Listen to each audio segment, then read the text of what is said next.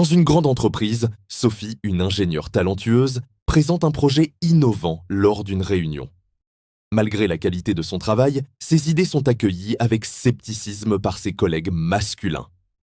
Plus tard, Marc, un autre ingénieur, propose une suggestion similaire et reçoit des éloges pour son initiative. Sophie observe cette scène avec frustration, consciente des biais persistants dans son environnement de travail.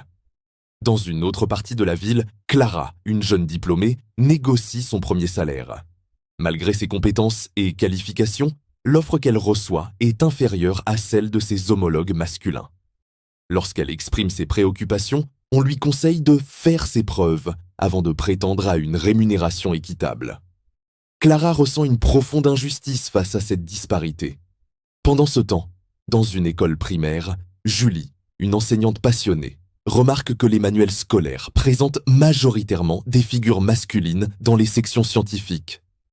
Elle décide alors d'introduire des exemples de femmes scientifiques dans ses cours pour inspirer ses élèves, espérant ainsi contribuer à un changement de perception dès le plus jeune âge.